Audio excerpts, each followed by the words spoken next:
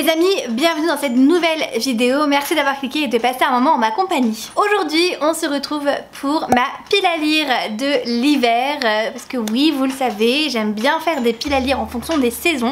Sauf pour le printemps parce que je suis vraiment pas inspirée pour cette saison, mais pour le reste je fais toujours des piles à lire de saison et bien l'hiver ne faisant pas exception à toutes les autres années, j'ai décidé de vous faire du coup cette petite vidéo. Si vous aimez les vidéos style pile à lire, n'hésitez pas du coup à me mettre un petit like pour m'encourager et à me mettre un petit commentaire. Si vous êtes trop timide pour commenter, et bien vous n'avez qu'à mettre un petit emoji flocon de neige.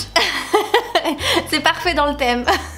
Et surtout pensez bien à vous abonner, ça permet de me soutenir, merci beaucoup. Pour cette pile à lire de l'hiver, j'ai 15 livres à vous présenter, ce qui est plutôt pas mal. Vous allez voir que y a des livres que j'ai dû remettre de ma pile à lire de l'automne parce que je veux vraiment les lire et j'ai pas trouvé le temps en fait entre septembre et maintenant pour les lire.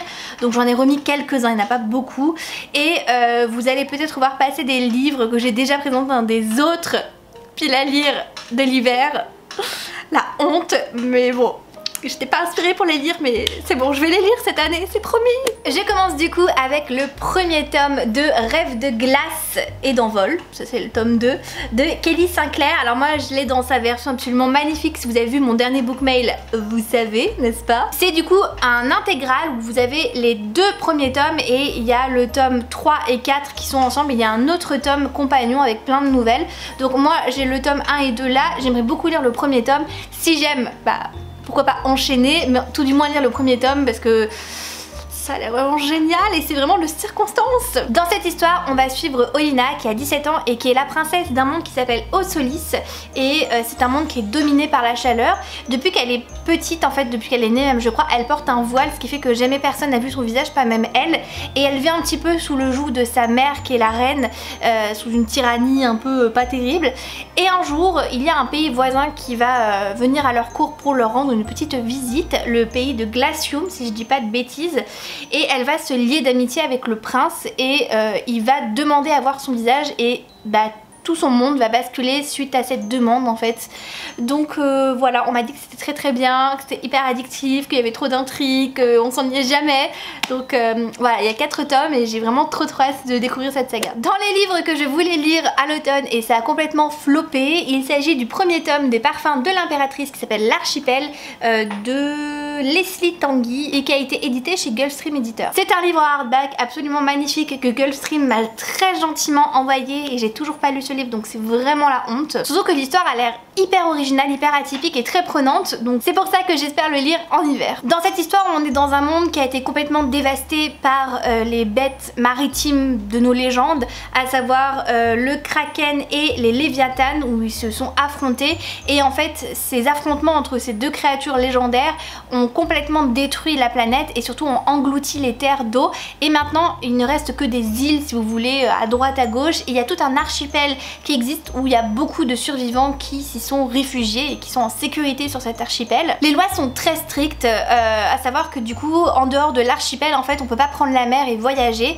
Pourtant c'est ce que va vouloir faire Nimue parce qu'elle va participer à un concours pour la reine, un concours de parfum et je sais pas exactement pourquoi elle veut faire ce concours, je pense que c'est pour se faire une place et elle a besoin de certains ingrédients en fait pour gagner ce concours qui ne se trouvent pas à l'archipel et qui se trouvent bien au-delà des mers, sauf qu'elle n'a pas le droit d'y aller donc du coup avec ses amis ils vont voir si bah enfreindre les règles, est-ce que ça vaut vraiment le coup. Bon de vous à moi je pense qu'ils vont enfreindre les règles et que ça va faire un sacré roman d'aventure, mais bon on verra bien. En tout cas il me fait vraiment très envie et sa couverture est tellement belle, je suis vraiment une pie, vous savez que dès que ça brille je suis là.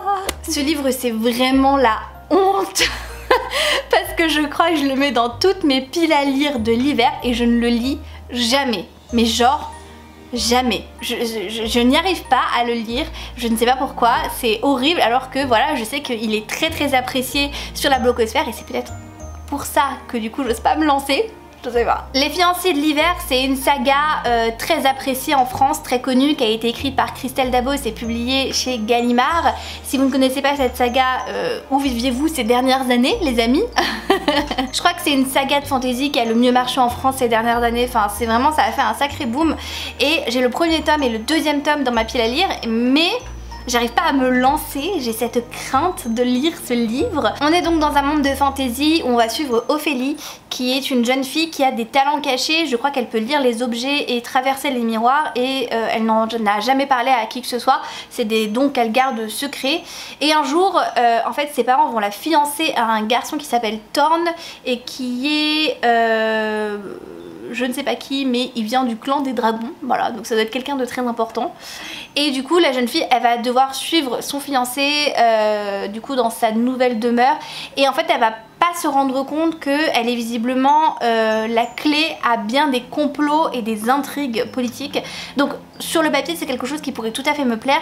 Après, de ce que j'ai compris sur la saga, c'est soit on aime soit on n'aime pas du tout, notamment à cause du personnage d'Ophélie qui, d'après ce que j'ai cru comprendre, se laisse hyper marcher dessus, se laisse piétiner même tel un paillasson, et c'est pas forcément évident de la suivre. Certains l'ont même qualifié de tête à claque. Je ne sais pas si c'est le cas, je ne l'ai pas lu, mais du coup c'est, je pense, pour ça que j'ai du mal à me lancer dans cette saga. Donc il faudrait peut-être que je fasse une lecture commune avec beaucoup de gens. Je sais pas si ça vous intéresserait potentiellement une grande lecture commune, les fiancés de l'hiver, parce que je crois que toute seule ça va pas le faire. Cet hiver, j'aimerais aussi beaucoup lire le tome 2 du Trône des 7 îles qui a été écrit par Adeline Grace et qui a été publié chez Deux Axus. J'ai lu le premier tome cet été, je vous remets mon update lecture juste ici. C'est une lecture que j'ai beaucoup aimée, et là c'est la suite et fin, donc c'était une duologie qui était un petit peu tropicale, un peu océan, etc. Donc qui se prêtait parfaitement en fait à l'été. J'ai pas envie d'attendre l'été prochain pour lire le tome 2 parce que je pense que je vais avoir tout oublié. J'ai encore les éléments en tête, donc je pense que c'est vraiment le moment en fait de le lire. C'est une histoire de fantasy, magie, on va suivre Amora, par amour du goût, qui est la princesse de Visidia. En fait c'est toute une contrée d'îles si vous voulez, séparée par des mers, et sa famille contrôle en fait si vous voulez toutes ces îles où chaque île a un pouvoir propre et où les habitants ont un pouvoir propre. Vous pouvez avoir qu'un seul pouvoir en fait, et c'est en fonction de là où vous êtes né. Donc s'il s'éveille, et bien tant mieux, et s'il s'éveille pas, et bien tant pis hein. Mais vous pouvez pas avoir deux pouvoirs ou cumuler plusieurs pouvoirs, parce que si jamais vous le faites, et bien il y a un monstre qui va revenir, qui va être appâté par ces pouvoirs là, et il y a que la famille d'Amora qui peut contrôler ce monstre qu'ils ont enfermé il y a des siècles de ça. Elle possède une magie qui est très sombre, justement je crois que c'est la magie des âmes ou quelque chose comme ça. Vous voyez, mes souvenirs commencent un petit peu à s'estomper.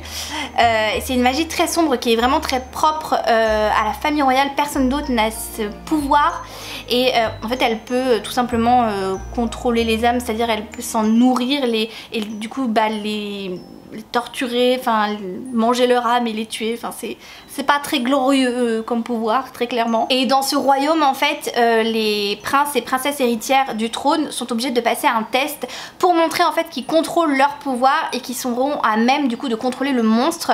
Et notre chère amie Amora va passer ce test en début du roman. Elle va complètement l'échouer et elle va être obligée du coup de fuir son pays parce que bah, tout le monde veut sa tête du fait qu'elle est complètement foirée. Donc super le peuple de ce pays, c'est génial. Elle va prendre la mer avec Bastienne qui se présente comme étant un émissaire d'une des îles auprès du roi en fait, mais il va avoir beaucoup de secrets.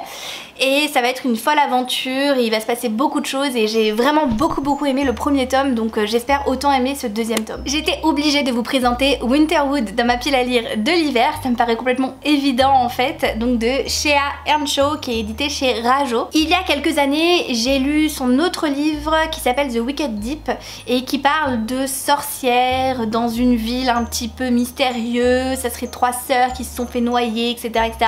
Et même si le roman n'a pas été un coup de cœur, j'admets que j'ai adoré l'ambiance du livre, ça m'a complètement envoûtée, et je me suis dit que si jamais cette autrice allait sortir d'autres livres, je les lirais parce que je pense qu'elle a des ambiances incroyables dans ces univers. On a vraiment l'impression d'y être en fait, et c'est hyper magique, c'est très bien décrit, c'est... J'arriverai pas à l'expliquer, il y a une ambiance qui me plaît énormément, et je pense que Winterwood du coup va me plaire par son ambiance mais potentiellement aussi par son histoire. Les bois de Wickerwood sont présumés hantés par beaucoup de personnes, et notre héroïne qui s'appelle Nora sait à quoi s'en tenir par rapport à ces bois puisqu'elle partage un lien unique avec cette forêt puisqu'elle provient d'une longue lignée de sorcières. C'est justement ce lien qu'elle a avec la forêt qui va la mettre sur le chemin d'un garçon qui s'appelle Oliver, qui a disparu d'un camp de redressement il y a plusieurs semaines avec des amis à lui et en fait il a perdu la mémoire, il erre en fait dans la forêt depuis des semaines mais il est toujours en vie et c'est un grand mystère, un grand point d'interrogation, sauf que vu qu'il a plus de souvenirs, on sait pas trop ce qui s'est passé et du coup Nora va essayer de comprendre ce qui s'est passé, mais de son côté Oliver n'a pas envie de se souvenir parce que visiblement c'est un gros traumatisme. Et cette couverture est trop jolie, j'aime trop. J'ai trop envie de lire le tome 3 de Aurora Squad de Amy Kaufman et Jay Kristoff sorti chez Casterman. C'est le troisième et dernier tome de la saga et j'ai vraiment envie de le lire cet hiver. J'avais lu le tome 2 je dirais en novembre ou décembre de l'année dernière, donc un petit peu dans ces eaux là, et j'ai vraiment envie de terminer la saga et de lui donner un point final en fait tout simplement. J'ai pas trop m'attarder sur le résumé parce que je vous en ai déjà parlé dans une de mes précédentes vidéos où c'était les 10 livres que j'ai le plus envie de lire ces derniers temps, donc je vous mets la vidéo juste ici.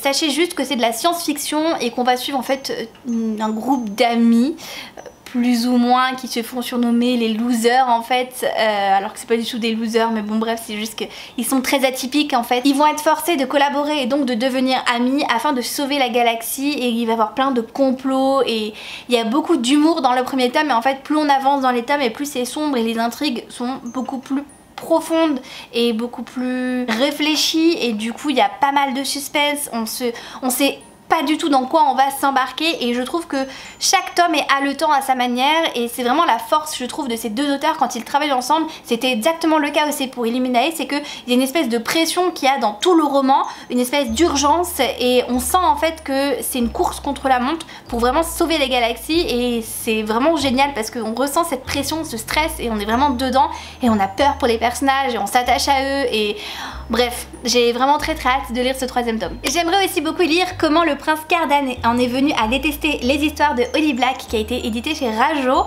Je l'ai reçu de la part de Rajo à sa sortie, donc je sais plus si c'est octobre ou novembre, et j'ai toujours pas pris le temps de les lire, et j'aimerais vraiment être à jour en fait dans cette saga parce que c'est le dernier tome, donc c'est un tome plutôt compagnon qui se lit après la saga, donc un tome 3.5 qui est fait, si j'ai bien compris, de plein de petites histoires sur le prince Cardan, qui nous explique un petit peu son enfance, qui nous explique aussi son lien avec Jude, et on va retracer en fait si vous voulez sa vie sur plein de petites histoires, et en plus c'est un roman qui est illustré, donc j'ai vraiment très hâte de le lire. Il est pas très gros en plus, donc je pense qu'il peut se lire très rapidement. En plus il est hardback, enfin il est trop beau, donc j'aimerais beaucoup le lire cet hiver, comme ça au moins ça me permettrait de clôturer la saga, et ça me permettrait aussi de me replonger très brièvement dans cet univers que j'ai beaucoup aimé, notamment le tome 3. Je vous remets d'ailleurs mon petit vlog ici. Je vous avais pris avec moi durant cette lecture et c'était vraiment trop chouette. Donc j'espère que j'aurai le temps de le lire. J'aimerais beaucoup lire Ils sont venus du froid de Caril Ferré. Ce serait mon premier Caril Ferré. Il a écrit pas mal de livres. Il est assez connu. Après Young Adult, je sais pas s'il a écrit énormément de livres, mais je sais qu'il a écrit quand même... Enfin voilà, il a écrit quand même pas mal de trucs. C'est un roman que j'ai reçu de la part de PKJ il y a plusieurs mois à sa sortie, peut-être en mars ou en avril, et je m'étais dit que je voulais absolument le lire en hiver, donc je le ressors pour cet hiver afin de le lire. Il est pas très gros en plus, donc je pense qu'il peut se lire rapidement, donc on verra. Dans cette histoire, il y a eu une énorme catastrophe complètement apocalyptique de type naturel, j'ai envie de dire, parce qu'en fait il y a une ère glaciale qui a commencé et les humains vivent en clan, essayent de survivre en clan tout du moins, et on va suivre trois personnages, trois filles je crois. Il y en a une qui s'appelle Ilia, Neige et Aurore. Ces trois filles qui sont amies, et un jour malheureusement il va se passer quelque chose d'horrible. Elles vont être capturées et réduites en esclavage, et elles vont en fait être balancées dans une mine de charbon afin d'exaucer, si vous voulez, les rêves complètement démentiels d'un mec complètement fou. Et grosso modo on va les suivre durant cette période hyper difficile, alors qu'elles n'ont pas à manger, alors qu'elles ont froid et qu'il faut qu'elles survivent, et où il faut qu'elles prennent des décisions très difficiles. Donc voilà, ça me fait assez envie. Je l'ai pas trop vu passer, j'ai vu quelques copines, notamment Carole, qui a laissé un avis qui était pas très positif, donc ça m'avait un peu refroidi sur le coup, mais là je suis à nouveau boostée pour le lire. J'aime trop la couverture, en plus elle est trop belle, j'aime trop les couleurs. Celui-là il était dans ma pile à lire de l'automne et je l'ai pas lu en automne, et du coup j'ai du retard. Les The Mortal Instruments, il me reste que 2 tomes à lire, et malheureusement j'ai un peu pris du retard avec eux, donc il faut vraiment que je me mette à jour et que je me bouge un petit peu les fesses. Là c'est la nouvelle trilogie de Cassandra Clare, donc qui va se passer dans les années 1800 1800, début 1900, je sais pas trop. Je sais juste que ça va être en lien avec la saga, la trilogie Les Origines qui se passait aussi dans ces années-là, et on va suivre les héritiers de ces personnes. Je ne peux pas dire les personnages parce que sinon ça va vous spoiler les origines, donc c'est vraiment un peu compliqué, mais grosso modo bah, ça va être encore une fois des aventures avec les chasseurs d'ombre, les démons, les anges, les sorciers, voilà, les créatures obscures quoi. Donc voilà, c'est un univers que j'aime beaucoup. Les Immortal Instruments pour moi c'est la base. Si vous ne les avez jamais lus, je vous invite très fortement à le faire. Je sais que la saga est longue et que ça peut décourager, je comprends tout à fait parce que je suis la première à réchigner de lire une saga qui est hyper longue et où j'ai l'impression que je m'en sortirai jamais, mais c'est vraiment des livres qui sont absolument extraordinaires, où on vit des aventures incroyables et où à chaque fois les liens entre les personnages sont tellement forts et tellement émouvants. J'ai versé ma petite larme plus d'une fois dans un tome des Immortal Instruments, notamment d'ailleurs Les Origines qui se lit avant. J'avais tellement pleuré à la fin du tome 3, mais ça m'avait brisé le cœur. J'aimerais aussi lire Bruxelles de Éléonore de Villepoix qui a été édité chez Hachette. C'est un très beau relié que je trouve magnifique. J'aime beaucoup les écrits de Éléonore de Villepoix. J'ai lu La Ville sans vent, sa duologie, l'année dernière en hiver justement, donc du coup je reste un petit peu dans la thématique de me faire un Éléonore de Villepoix en hiver. Là c'est une histoire qui change totalement, qui est peut-être un tout petit peu plus jeunesse, quoique, puisqu'on va se trouver à Bruxelles. Voilà. Et en fait on va suivre des oiseaux, et ça c'est hyper original, j'ai jamais lu de roman comme ça, parce qu'il y a un énorme problème dans cette histoire, c'est qu'il y a des œufs qui se volatilisent et le Parlement du coup des oiseaux prend cette affaire très au sérieux. Le Parlement du coup décide de donner cette affaire à 3 oiseaux. On va avoir Jaboterne, le pigeon lunaire, Seth, une corneille acariâtre, et Champerdu, un rouge-gorge tapageur. Ils vont du coup devoir résoudre cette enquête en 8 jours et il va se passer beaucoup de choses et je sais pas, j'ai trop envie de le lire, il a l'air trop bien. J'aime beaucoup la mise en page aussi, vous avez des notes en fait ici sur le côté, c'est hyper bien fait. Et vous avez aussi de temps en temps quelques illustrations, donc voilà, c'est un roman qui m'a l'air complètement atypique, mais tous les avis que j'ai vus sont très positifs, hyper élogieux. Éléonore de Villepoix, moi elle m'a pas du tout déçue avec sa première duologie. Je sais qu'elle a une très belle plume, donc du coup je lui fais entièrement confiance pour ce livre. On passe à un autre de Saxus qui est Les Saisons du Chaos de El Cosimano, qui est le tome 2 des Saisons des Tempêtes, je crois, si je ne dis pas de bêtises. Grosso modo, dans le premier tome, nous allons suivre des personnages qui sont les saisons. Alors c'est un peu compliqué à expliquer. Grosso modo, toutes les saisons sont personnifiées. Vous allez avoir par exemple le printemps qui est représenté par plein de personnes qui en fait, quand le printemps arrive, vont commencer à marcher en fait sur la planète, et c'est le fait qu'elles soient présentes à certaines zones qui vont faire que le printemps va se réveiller en fait tout simplement. Et en plus de faire en sorte que la nature suive son cours, elles vont devoir aussi assassiner la saison précédente. Donc printemps doit tuer hiver, hiver doit tuer automne, automne doit tuer été, etc. Et dans cette histoire on va suivre Jack qui est la personnification de l'hiver dans une région de l'Amérique du Nord, si je dis pas de bêtises. Et en fait il est amoureux de Printemps, de Fleur. C'est celle qui est Printemps dans sa région à lui, et en fait bah, à chaque fois elle doit le tuer, etc. Ça fait des siècles que ça se passe comme ça entre eux, et en fait il est tombé amoureux au fur et à mesure des années. Ils n'ont pas le droit de parler, ils n'ont pas le droit de devenir amis, ils doivent vraiment juste s'assassiner, mais voilà, il y a des règles très strictes, et finalement bah, leur amour va faire qu'il va y avoir une grosse aventure. Voilà, le tome 1 était pas trop mal, je vous remets mon avis d'ailleurs juste ici. C'était plutôt sympathique, mais je pense que ça peut se lire en one shot parce qu'à la fin il y a vraiment une vraie fin, donc du coup je sais pas trop ce qui va se passer dans le tome 2. Je vous avoue que j'ai pas lu le résumé pour pas me spoiler et pour vraiment découvrir l'histoire, donc on verra. Vu que j'ai lu le premier tome en janvier, je me dis que le deuxième tome je peux le lire aussi en janvier, on verra. J'aimerais aussi lire Les Cerveaux de Crystal Sutherland, publié chez Rajo. C'est un livre pareil que j'ai reçu en service presse à sa sortie et qui me fait de l'œil, mais j'ai pas encore eu le temps de me plonger dessus, donc c'est catastrophique. On va suivre 3 sœurs, et notamment Iris qui au moment du livre en fait a 17 ans, sauf que avec ces 3 sœurs elles ont un passé assez trouble, assez compliqué, parce qu'en fait elles ont été enlevées durant un mois complet et personne ne sait en fait ce qui leur est arrivé. Elles sont réapparues complètement changées physiquement, je crois qu'elles avaient des cheveux noirs ou des cheveux blancs. je sais plus, enfin en tout cas physiquement ça se voit qu'il s'est passé quelque chose, mais même elle n'en garde aucun souvenir et le temps va passer et va faire son œuvre, sauf que la sœur aînée d'Iris en fait va disparaître du jour au lendemain, donc avec sa sœur cadette, elles vont essayer de la retrouver et de percer le mystère de leur enfance et de leur disparition qui a duré un mois. C'est un one shot et j'ai très envie de le lire. Pareil, il est pas très gros en plus, donc franchement je pense que je pourrais quand même essayer de le caser au bout d'un moment, donc on verra. J'aimerais beaucoup lire aussi Lune ardente de Morgane Regraf qui est un premier tome. Je ne sais pas si c'est une duologie ou une trilogie, je sais qu'un tome 2 est sorti mais je ne sais pas si c'est le final. C'est sorti aux éditions Plume Blanche il y a quelques temps maintenant, je dirais 2 ans peut-être, 3 ans. C'est une histoire qui me fait un petit peu penser aux Accords corrompus, bien que ça soit assez différent, juste par sa thématique sur il y a 2 royaumes opposés, un où il fait très chaud et un où il fait très froid. Là c'est un petit peu le cas. Il y a un peuple qui adule complètement la lune et un autre qui adule le soleil, et le peuple qui adule la lune eh bien il fait très froid, etc. Et ceux qui adulent le soleil, c'est des déserts, c'est un paysage qui est à l'opposé en fait de l'autre, et du coup les deux pays sont rivaux et en guerre d'ailleurs si je dis pas de bêtises. On va suivre notre amie Siobhan qui est la princesse du peuple des adorateurs de la lune qui sont les Tsaganiens, et elle est en train de perdre en fait cette guerre qu'il y a entre l'autre peuple, et histoire de finalement arrêter la guerre, et bien elle va faire une alliance avec eux. Elle va se marier avec le prince aîné de la famille royale de l'autre clan, et du coup elle va devoir mettre de côté ses propres croyances sur la lune, devenir une adoratrice du soleil et faire beaucoup de compromis pour éviter la guerre et éviter la fin de son peuple.